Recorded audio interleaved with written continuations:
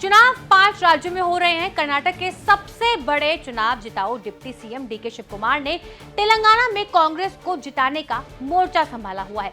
इन सब के बीच में कर्नाटक से आ रही ये बड़ी खबर ने कांग्रेस के कान खड़े कर दिए। सीएम सिद्धरामैया और deputy CM DK Shivakumar दोनों ने ही दावा किया है कि कर्नाटक में ऑपरेशन कमल से सरकार गिराने की कोशिश कर रही है।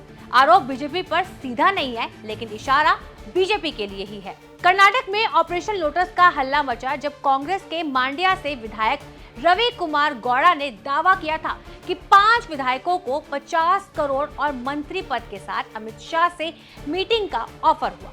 रवि गौड़ा डीके शिव कुमार के वफादार माने जाते हैं। रवि गौड़ा के दावे के बाद से कांग्रेस महासचिव केसी वेणुगोपाल ने बीजेपी पर साजिश रचने का आरोप लगाया है। देश की राजनीति में ऑपरेशन कमल या फिर कहें ऑपरेशन लोटस कर्नाटक में ही हुआ था। ऑपरेशन कमल का जिक्र आते ही सबसे पहले पिक्चर ये आती है कि बीजेपी कोई सरकार गिराने जा रही है, विधायक तोड़े जा रहे हैं। ऑपरेशन कमल का आरोप कांग्रेस बीजेपी पर लगाती है। कर्नाटक में 2019 में कांग्रेस ने जेडीएस के साथ मिलकर सरकार बनाई थी। सरकार बीच में ही गिर गई थी क्योंकि दोनों पार्टियों के 17 विधायकों ने बगावत करके बीजेपी में जा मिले थे। उसके बाद कर्नाटक में बीजेपी की सरकार बन गई थी। ऐसा ही मध्य प्रदेश में भी हुआ था। सबसे हाल ही में ऐसा महाराष्ट्र में हुआ। उन 17 विधायकों में से एक विधायक रमेश जारकिहोली भी थे, जिनके दल बदल से सरकार गिरी थी। रवि गौड़ा के बाद बीजेपी विधायक रमेश जारकिहोली ने भी दावा किया कि महाराष्ट्र की तरह कर्नाटक में भी सरकार गिर जाएगी और इसके लिए जिम्मेदार होंगे डीके शिव कुमार। ये दावे किए जा रहे हैं वो सिर्फ बयान है, किसी ने कोई सबूत नहीं दिया है। वैसे भी कर्नाटक में सरकार गिराना अब इतना आसान नहीं रह गया है।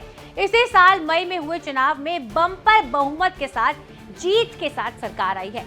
224 विधायकों की विधानसभा में कर्नाटक में बहुमत का नंबर 113 का है। अकेले कांग्रेस के पास 135 सीटें हैं, बीजेपी के पास सिर्फ 38 और जेडीएस के पास सिर्फ 18 विधायक है। सिद्धरामैया की सरकार गिराने के लिए बीजेपी अगर किसी साजिश में लगी भी होगी तो उसे कम से कम 75 से 80 विधायक तोड़ने होंगे और ये इतना भी आसान नहीं है। बाकी आपको क्या लगता है कि कर्नाटक में क्या सच में आने वाले वक्त में सरकार गिर जाएगी या फिर नहीं गिरेगी? जो भी आपकी राय है हमें कमेंट बॉक्स में जरूर बताइएगा। शुक्रिया।